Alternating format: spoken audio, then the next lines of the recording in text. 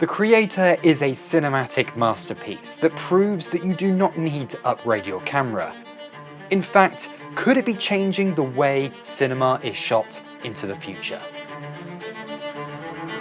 For a century, we've not changed a thing. Do you know what I mean? Like the idea that something so technological, so digital now, is a 100-year-old process. There's got to be an easier way, a better way of doing this stuff.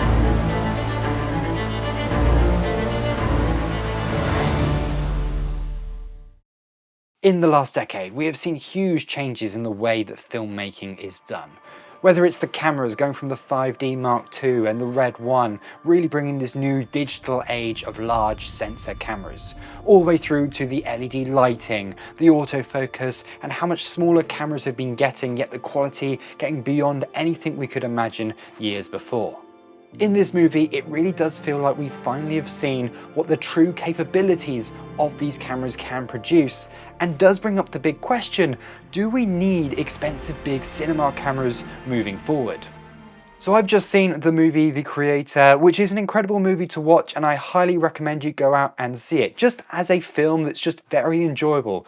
It's a great sci-fi movie, it's something different from what you've seen probably elsewhere, and actually when you start watching it, you soon forget about the technical reasons why you've maybe turned up to watch it. Now, if you don't know about Gareth Edwards, he was a director most famous for producing the movie Monsters. That was his big break into the industry, something he shot himself, and then he went home and did his own visual special effects on his own home computer, which is absolutely incredible, especially considering when he did this. Now, that movie at the time was actually shot on a Sony EX3, which was an awesome camera for that time period, but certainly very different from the cameras we have today. That's where things have completely changed with The Creator, with him choosing to use the Sony FX3, very much a similar price bracket camera, but in the modern world, with its 4K full-frame sensor. Suddenly he was able to produce some really cinematic results. And I think this really does prove that perhaps the camera isn't the limitation when it comes to producing your own short film.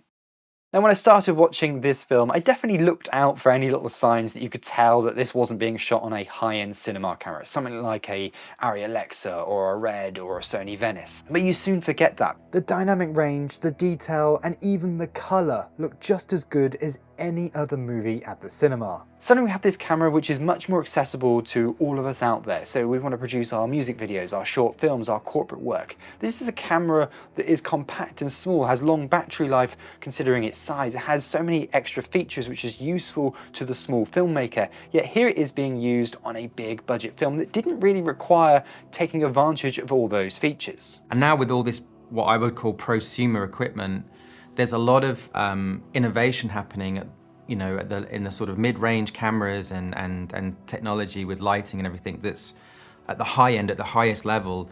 It's kind of gotten a little bit stagnant in my opinion. That said, Gareth Edwards did say that he actually did take advantage of the small size of the camera. He really wanted to change the way that filmmaking was done for this shoot. He didn't want to use green screen or LED walls to create these worlds for his shoot, which is very common nowadays in sci-fi movies. That isn't the case here though with this movie. He wanted to shoot on location, but to be able to achieve that and keep the budget small enough while going to so many different locations, he needed to find a way of keeping the kit and the crew small. You have this fantasy about a movie you want to make, and you have all these designers and concept artists, and you kind of figure out the world, and it looks great and everything. And then you go, okay, how are we going to do this? And everyone's chasing that image. Okay, well, if you want this sort of shape, you're going to have to build that. And if you want this sort of environment, we can't go there. So we'll do that against green screen. And it all sort of becomes like a $200 million movie and never feels as good. And so it was like, look, let's do this the other way around, right? Let's go make the film. So let's go to wherever in the world is the best location possible. Like if you have the crew small enough, then the cost of flying anywhere in the world with that group of people is cheaper than building a set. And that's the real benefit of shooting with something like the FX3. Now, don't get me wrong, he definitely rigged it out. This was not a small camera once they had set it up for their cinema setup. And it could be argued that it would have been easier just to use a much larger camera. After all, it's got all the ports, it's got all the features that you need when rigging out for cinema.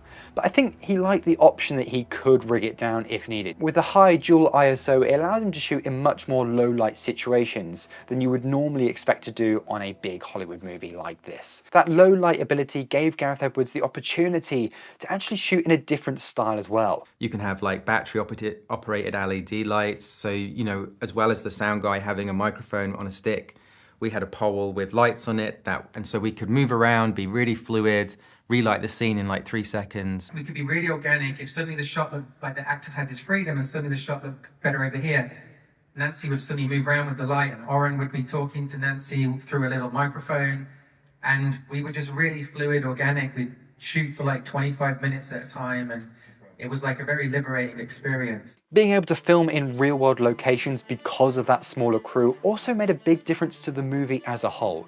It certainly felt much more real than a lot of other sci-fi movies out there. Instead of the movie being mostly CGI created scenes, they actually placed the CGI elements over the real-world shots that they got out on location. This made a huge difference to making the movie feel much more authentic, much more real, and much better for the story throughout. So does this mean you could just go out and get the same results with your Sony FX3? Well, sadly that's not going to be the case.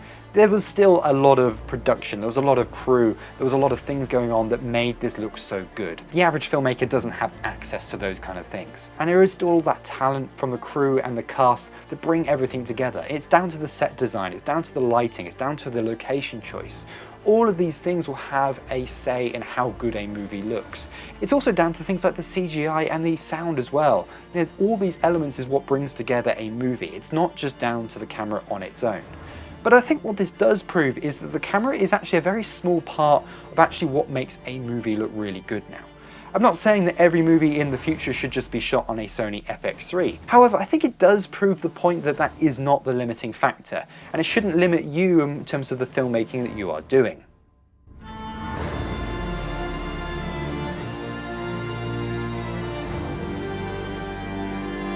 So what will this mean for the future of Hollywood? Well, not much really.